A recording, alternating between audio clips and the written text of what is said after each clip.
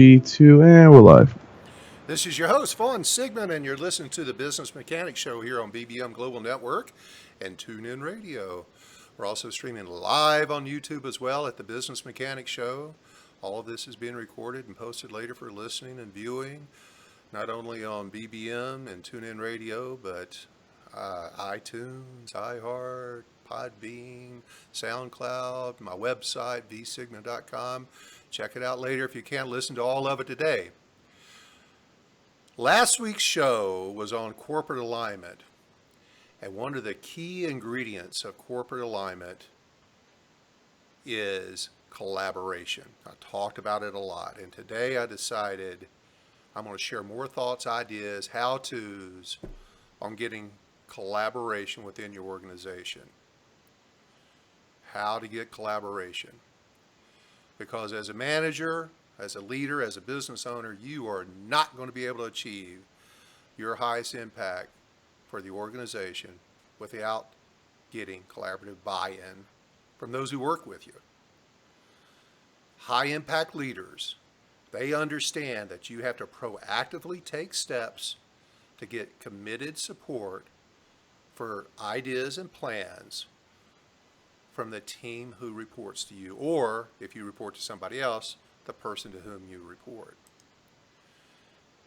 Well, let me talk about some key points here around collaboration.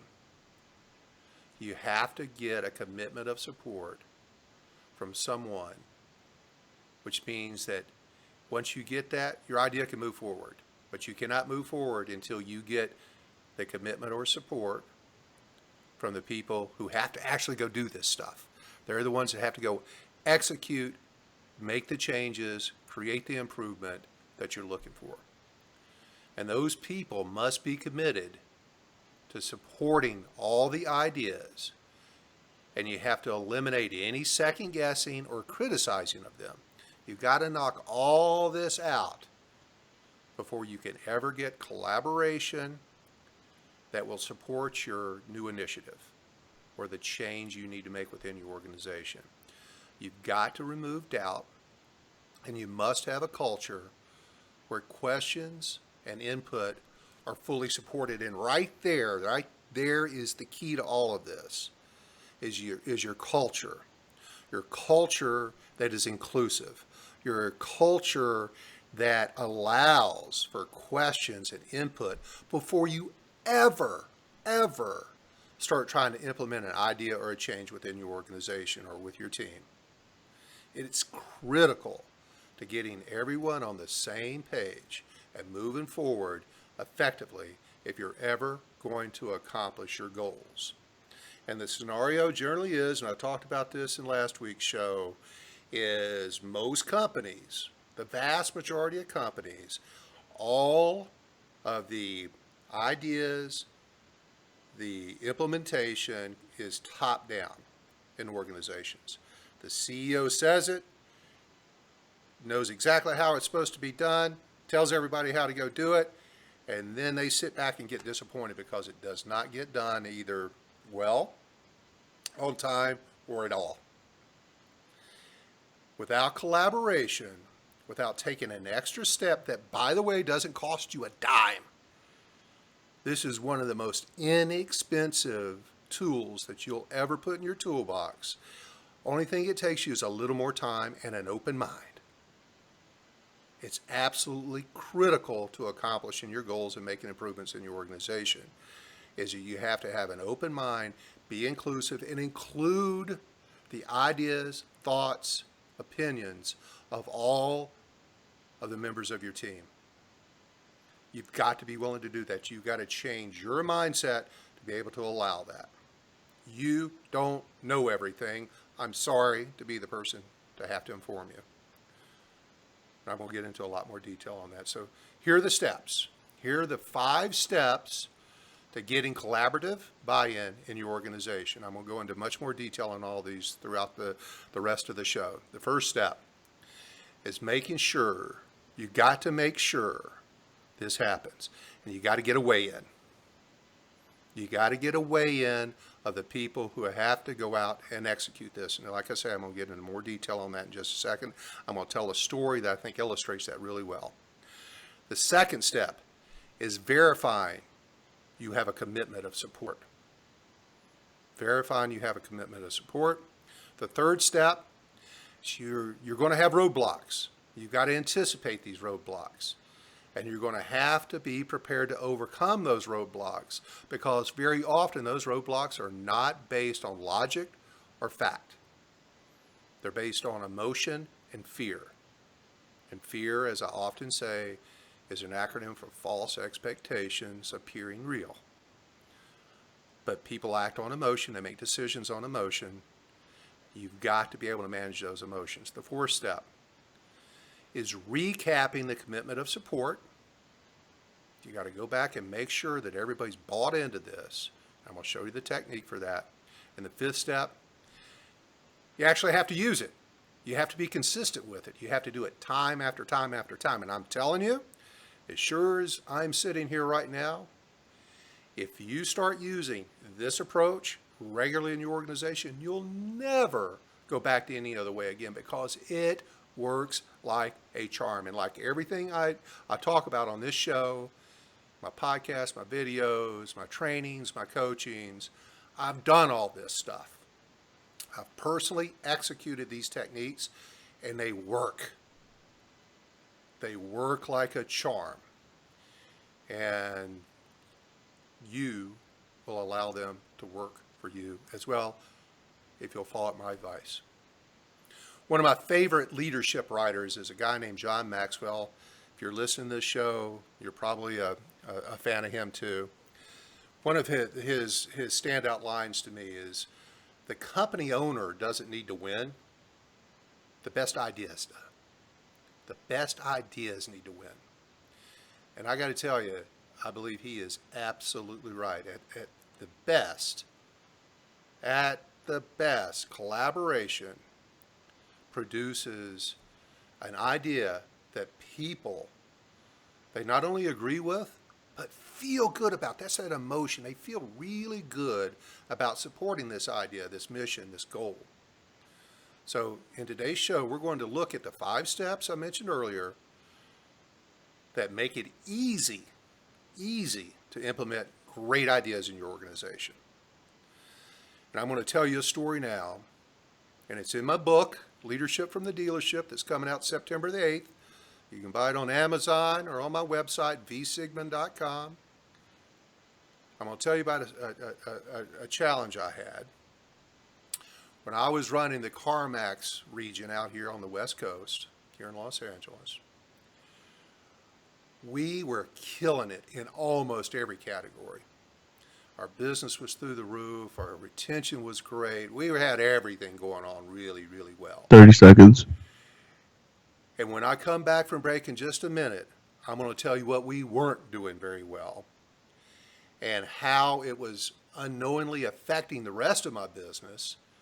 But one of the key learnings I got out of that I implemented later dozens of times to a high level of success. Don't go anywhere. You do not want to miss this. We'll be right back. This is your host, Vaughn Sigmund, and you're listening to the Business Mechanics Show here on BBM Global Network and TuneIn Radio. We're streaming live right now on YouTube. So welcome my YouTube viewers. This is all being recorded for later consumption. Moving back to our topic today, collaborative buy-in. Let me get back into the story I was telling before we went on break. So we're killing it. Business, almost everything was growing so well in my group of stores out here. I had 18 stores, 18 locations, except for one thing. That was our customer service scores. Our customer service scores, month after month after month, ranked last or next to last all the time. And I knew it, but I ignored it. I justified it in my own mind that, hey, I don't have to worry about that. All these other great things are going on. But it was ticking away. It's a time bomb ticking away. And finally, my boss couldn't take it anymore. He calls me up, tells me I got to fix it. And of course, for a long time, my motto is, if find out what the boss wants, then give it to them. So I went to work fixing it. But I did not want to be the sole person to tell everybody in my region how to fix this problem, because honestly, I didn't know all the answers. So I took my collaborative approach that I've utilized multiple times in multiple ways. My first step was understanding that not all my stores were performing poorly. I had some stores that were in the top 10 in the company. Unfortunately, I had a lot of stores that were in the bottom 10 of the company. So I took the time and went and visited with those top 10 stores, 2 or 3 of them, spent time with the teams in those stores, and I just asked them questions. And those questions are around, how do you do it? What are your best practices? What are your vital behaviors? What do you do to drive these exceptional scores? So that I could educate myself. I then knew what good looked like. I then went to the underperforming stores, store by store by store, and I met with the teams there. I met with management teams, sales teams, service teams, business office teams, and I asked questions. I gave them the mission that, hey guys, we've got to fix this score. We have got to fix this score. And you're going to be a big part of it. You're going to have to fix it. I can't tell you how to do it. Let's talk about it. Now, they don't necessarily know that I'm armed with all the right answers, but I had them start talking and offering ideas and offering suggestions. And all I did with my knowledge of how to do it right is I asked questions to lead them to committing to these best practices, these behaviors that were going to work to change these scores in a positive manner. And it didn't take long. They all were pretty excited about it. They were all working in conjunction. We removed silos within each store. People were coming up with their own ideas. Maybe they didn't come up with every one of the best practices, but that was okay. We could talk about those later. But most importantly, I had their commitment, because it was their idea, not my idea. It was their way, not my way. They committed to it.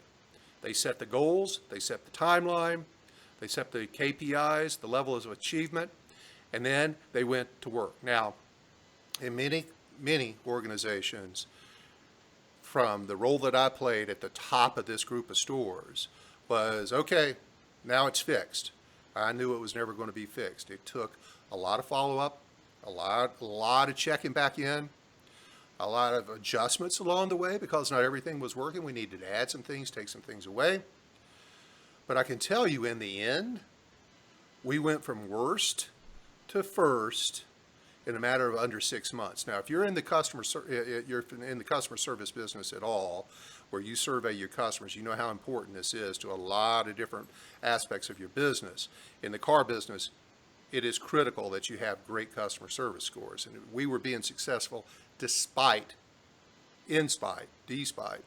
our customer service scores. So as these scores start rising, we go from bottom to top. We were already leading the company in business. We were already leading the company in sales improvement year over year. Guess what also started happening? Yeah, sales got even better.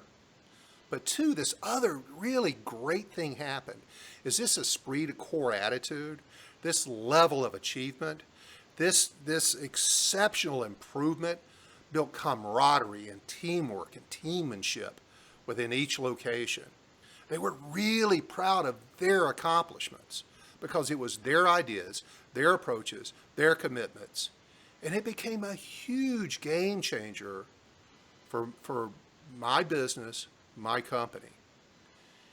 It was amazing.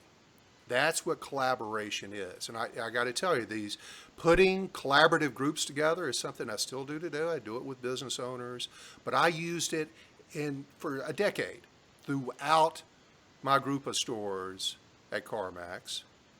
I had sales advisory boards. I had sales manager advisory boards. I had business office advisory boards. I had culture advisory boards, engagement advisory boards. I had my teams approach everything that needed to be maintained or improved through collaboration. It works. And like I said earlier, It costs you nothing but a little bit of time. You've got to have an open mindset that you don't have all the answers, just as I did. You've got to learn the answers, and very often the answers are in the person that you least think, is least likely in your mind, will have that answer. I can tell you some of my best ideas have come from the least likely resources. But it takes you asking and being open to input. You don't know it all. And they're the ones that have to go out and get it done. Collaboration is key. I think you got it.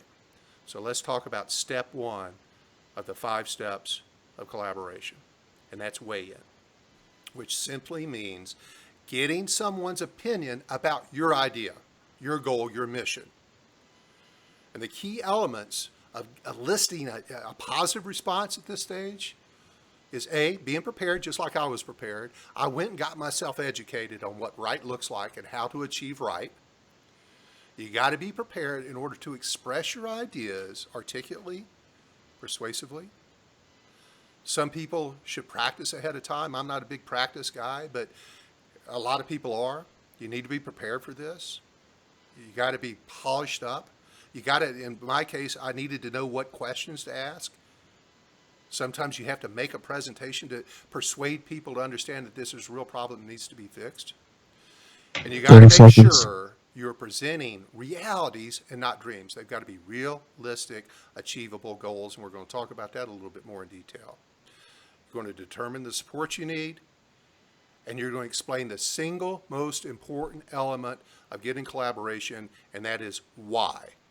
Start with your why and get weigh in from your meeting explaining what the why is, and then start getting feedback or suggestions on how to achieve the why. We're going to go to break. I'm going to come back with another story on the why, along with the other 4 steps of collaboration. Don't go anywhere. We'll be right back. This is your host, Vaughn Sigmund, and you're listening to the Business Mechanics Show here on BBM Global Network and TuneIn Radio.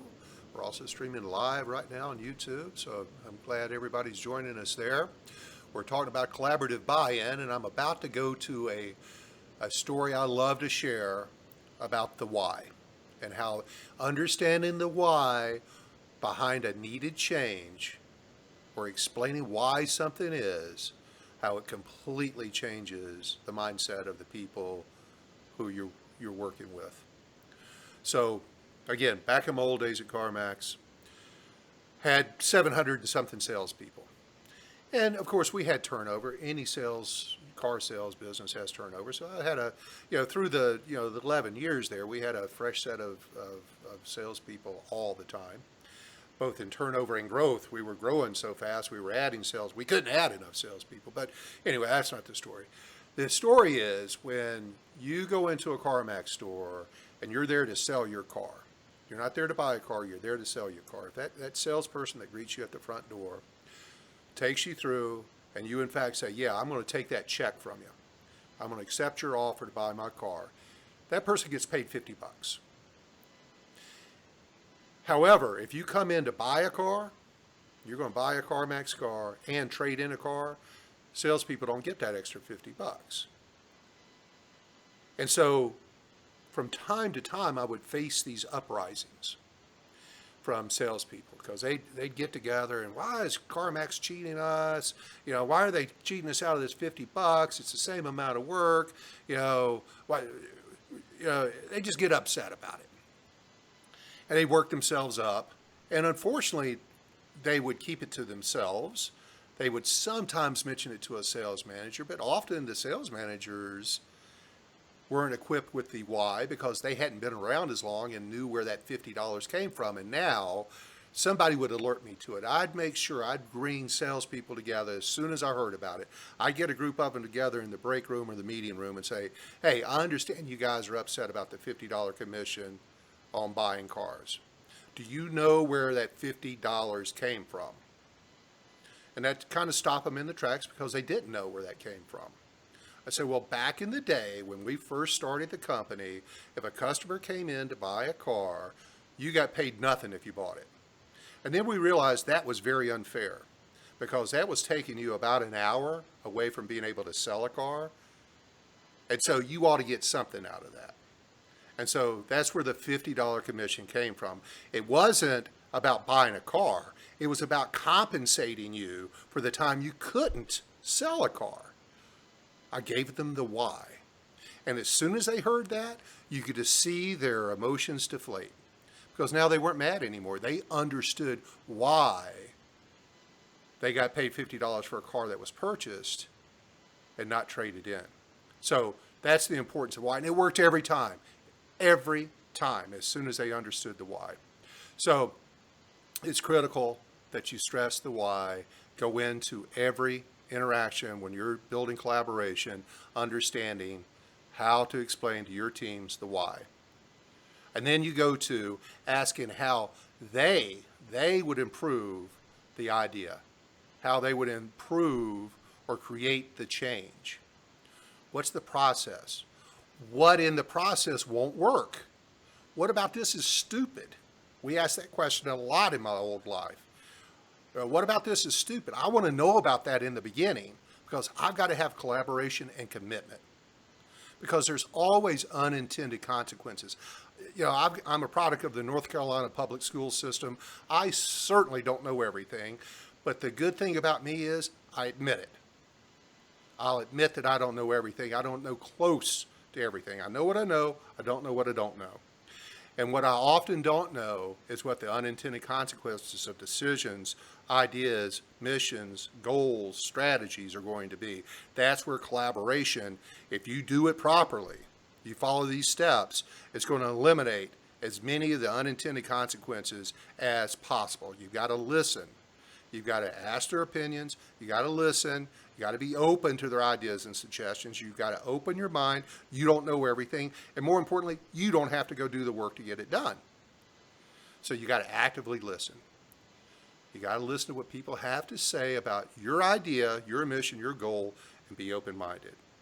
And then you got to review that feedback together. You need to recap it at the end. You got to recap all this feedback at the end and weigh in with everybody that's in attendance that, if possible, can we make these changes using these ideas together? You got to get that commitment of support from not only them to you, but for them to each other. Because every organization has silos in it. And this approach right here, this collaboration approach, eliminates silos if you do what I'm just telling you to do.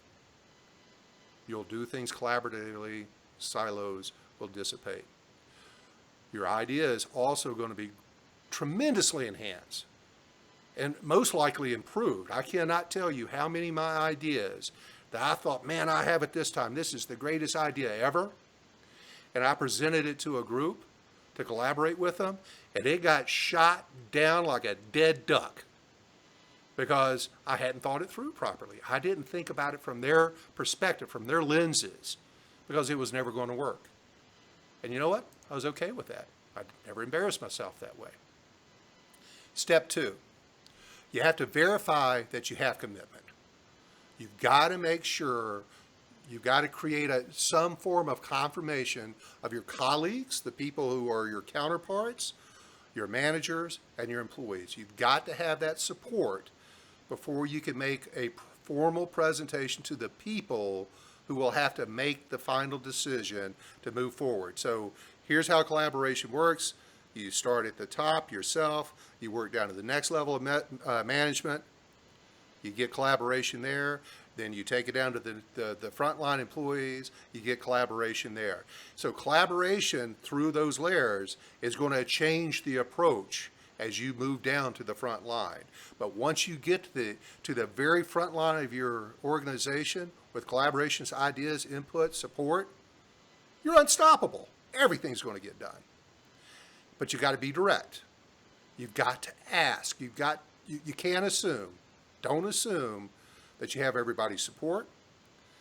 Very often you have to say something like, 30 seconds. do I have support to implement this? Or what have you heard here that's not going to work? And like I said earlier, what have we talked about here that's stupid? Because if there's opposition, you got to find out the real reasons why now and not later. We're going to go off on a quick break here in just a few minutes, and we're going to talk about how to smoke out more non-believers and the other 3 steps to building collaboration in the organization. Don't miss it. We'll be right back. Host Vaughn Sigmund, and you're listening to the Business Mechanics Show here on BBM Global Network and TuneIn Radio. We're on YouTube right now, so thanks for joining me. We're talking about collaboration today and how important that is to your organization. Before we left, we were talking about smoking out non-believers. And, you generally know who those people are. And those people typically are very passive-aggressive. They will not speak up in public. They won't speak up in a meeting. They won't take that extra step to tell you up front what their hesitation is, why they cannot commit. So let me tell you, you got to know your people, or your managers need to know their people, and then you got to go meet with those folks in private. Yeah, it's an extra step. It's an extra step that can be crucial to the achievement of your goal. Go talk to the people you know are non-believers, or maybe you're just watching body language during the course of the discussion, the collaboration discussion, and you see some people are just checked out on this. You got to go smoke that out. And when you're sitting down with them one-on-one, you got to be candid, you got to be open, and you got to assure that naysayer, you got to make sure that they feel heard and respected. In fact, the fact that you pull them out alone and you're showing how important they are to the achievement of this mission, this goal, that raises their engagement to you, their connection, their respect for you. They've got to know how important their contributions are. And if they have a concern, whether it's valid or not, you got to explain it away. If it's invalid, you got to explain it away. Because if you can get them on board, you were just given a gift. Things just got a whole lot better. So you can't let roadblocks stop you in your tracks. You've got to make sure that you're continuing inspection of how the project or mission is going. Be aware of certain teams, where they're performing. Make sure you're rewarding them where you need to. Or if a certain team is not, or a certain individual is not getting the job done at the pace or quality you're expected, okay, that's your roadblock.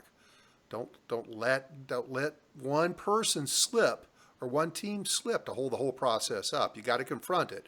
You got to confront it respectfully, but you got to confront it. And you got to confront it something like asking about what the issue is during a one-on-one meeting. Never do these things in public if it's an individual. Always do it in private. From where, something like from where you sit right now, exactly what needs to happen for us to work together on this idea. How can we move forward? What do we need to do in order to start moving forward and get your buy-in? That's a roadblock. You got to get it out of your way. And again, like I mentioned earlier, unintended consequences are very common. Hopefully you'll get it out in the early collaboration meetings. But if all of a sudden they start popping up, that's a roadblock. You've got to reassess the issues that are slowing down or stopping the change. And then go back to collaboration again. Seek input on how to overcome or fix those issues. You got to get recommitment again. And make sure you communicate what is changing and why to everyone, because it may just be one group that needs to change. Well, this does create a little extra work. If that group decides to change their approach in some way, well, every other group's got to know, every other employee's got to know that we've changed how we're going to be doing something. That's critical. Then step 2, again, you have to verify that you have that commitment of support. You got to propose a timeline. You've got to have, you got to go in with an assumed timing. That helps things along. And, it's something along the lines of, hey, can we get this thing started in November and have everything in place and up and running by January the 1st? Now, that's what I think is more important is, what do you guys think of this timeline, and is it doable? I need to know as soon as possible. Take some time, talk amongst yourselves, and we'll meet on this again in a couple days. You got to have this sense of urgency about it. but make sure that they can commit to the timeline too. You don't want to find out later that your expectations were flawed. Always use the SMART method: specific, measurable, agreed upon, realistic, and time bound. There must be something that is measurable to track this idea, this change, this goal. You have to be moving a number. It may be up, maybe a number up, it may be a number down.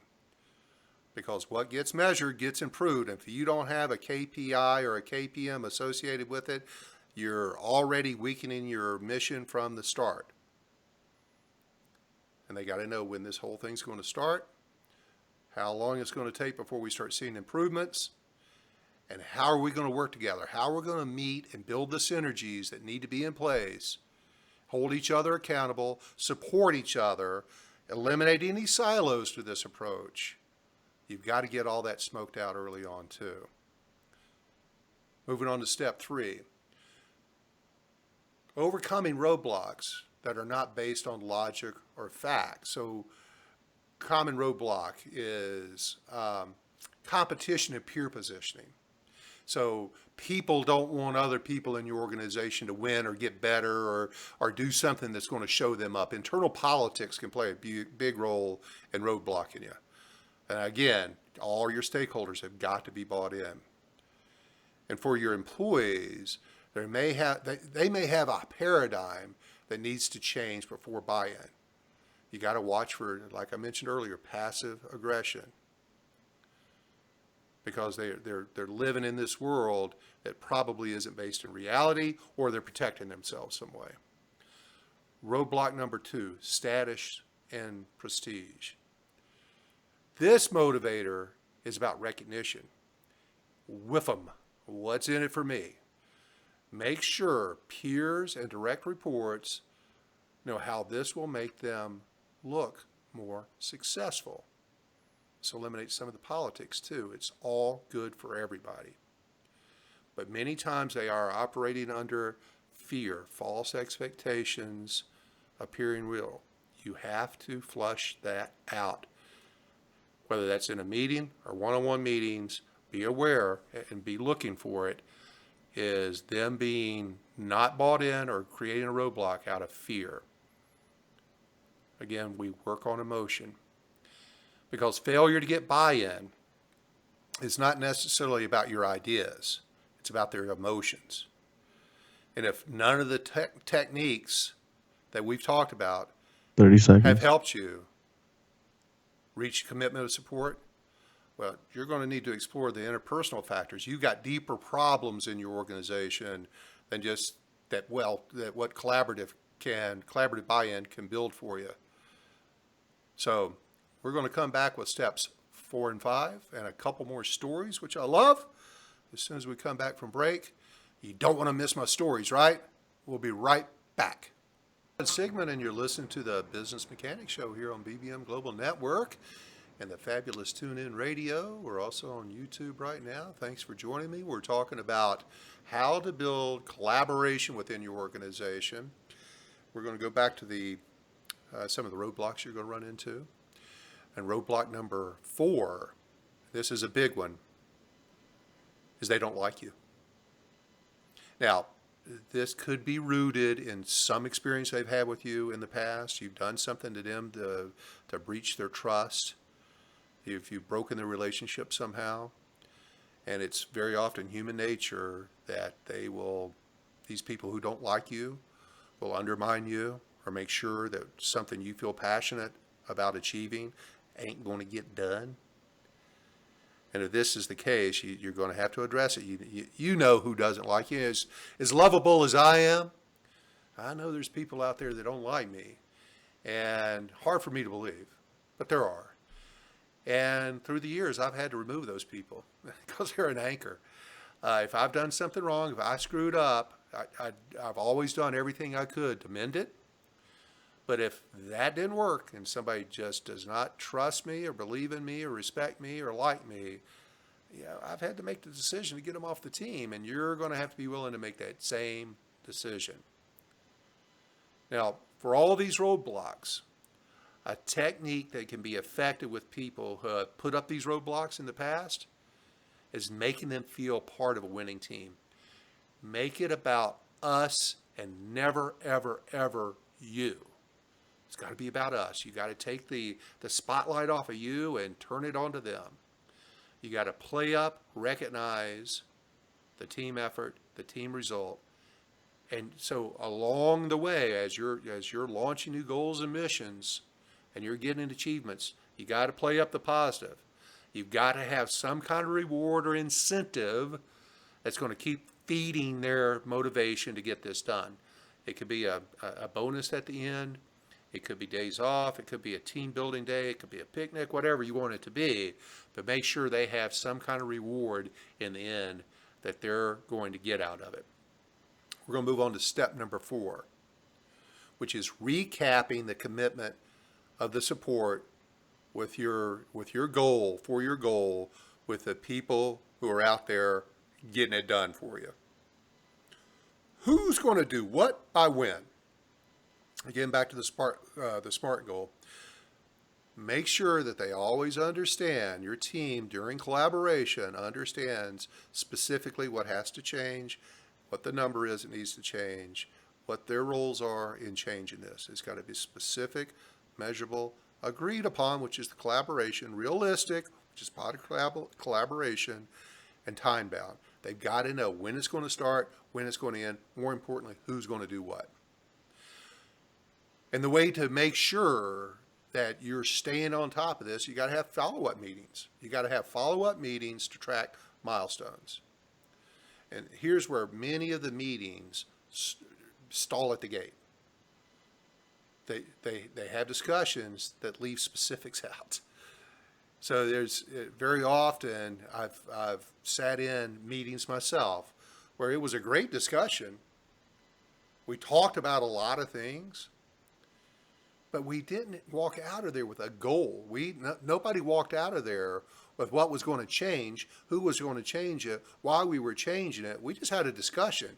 And what a ginormous waste of time. I can tell you, I've been to multi-day meetings where they were great discussions. I love being around my peers, but we came out of there with no walk-away commitments. You've got to make sure that as you're moving along, not only you're updating them on the milestones, but secondly, if something needs to change, what's going to change, who's going to change it, why they're going to change it. These meetings have to be productive. Failing to do so is going to undermine your mission. Step number 5. Use collaborative buy-in and take action. So I've told you what collaborative buy-in will do for you, creating this culture of coalition. I've told you about some of the pitfalls, some of the approaches and processes that are vitally important to getting collaboration in your organization. Getting these ideas from your colleagues, your coworkers, your team members on how they think they can move forward with your ideas and put that into action. Asking them what they think needs to happen in order for you to have the best chance of this mission, this goal being accomplished. You have to have alignment from other executives. I mentioned this earlier, but it starts at the top. It's got to move down through the organization. And if you're not getting collaboration with your executive team, your management team, and those departments, and you're allowing silos to exist as you're out trying to accomplish this, you're dead at the gate. So communication is where all this is leading to, is you sharing the goals and actions with everyone. You've got to have a process for that. And that may be all team meetings. It may be a DVD that you need to, DVD, who does those anymore? It may need to be a video that is accessible through your intercompany website, or you email out to your team members. They've got to hear it from you. It's best to be done in person, but not always is that possible. It may require you having multiple meetings to share the mission and the goals with everyone during the course of a week. That eliminates these silos. These silos are absolutely poison to you achieving your mission. And then as you start achieving the success you're looking for, you've got to share the credit. It's never because of you, it's always because of them, the success. Blame is always yours, success is always theirs. 30 seconds. When you present your ideas to whoever is responsible for approving them, buying into them, be sure you mention the names. Call out the names of the people who supported your ideas. Give individual credit, give team credit, but only where credit is due. We're going to go to a break here in just a couple seconds, and when we come back, we're going to wrap this thing up. I love this stuff. It's the least expensive, most effective tool you can put in your arsenal. Don't miss this last part. We'll be right back. We're back. This is your host, Vaughn Sigmund, and you're listening to the Business Mechanic Show here on BBM Global Network and TuneIn Radio, along with YouTube streaming live right now. Let's wrap up our discussion today on collaboration, one of my favorite topics. They're all my favorite, but this is a more favorite one. So in the end, I hope you've gotten some good takeaways out of this.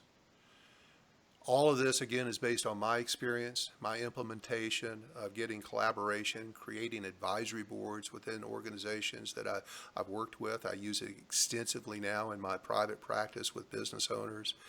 It is amazing how collaboration works, how every idea gets enhanced, improved with the input of others' brains, experiences, and knowledge. And it's also unbelievable how much more effectively you can achieve your goals if you utilize this tool of collaboration within your organization when you set out to make any changes or achieve greater success in your organization. And I want to give you a few tips on how to be much more effective as you're going in to changing your approach to incorporate collaboration in your organization. In fact, if you want a copy of this, go to my website, vsigmund.com, request a copy of the Evaluating Getting Committed Support for Your Ideas. It's a checklist, it's a ranking, it's a little bit of a quiz, survey on all the ideas and steps that you're going to have to take in order to get collaboration in your organization. I'll go through a few of them now in the time we have left. You've got to be prepared to articulately, as I say, articulately. You've got to be prepared to articulately express your ideas. Then you've got to be a little more strategic in your thinking and understand whose support am I going to need? Who are the leaders? Who are the thought leaders within every group? Who is to me most important to be bought into this? You got to play to them, because every organization, even the employee groups, have leaders within those employee groups. Who are your change agents? Identify those. When you start the meeting, make sure you explain why. They have to understand, A, what you're trying to change, and why it needs to be changed. Explain some of the ideas, the 20,000 foot ideas of what you're thinking about doing in order to accomplish this change. Then most importantly, you got to start asking for feedback. This is where the rubber hits the roads, my friends, is when you start sitting down and using Pareto, that 80-20, because 80%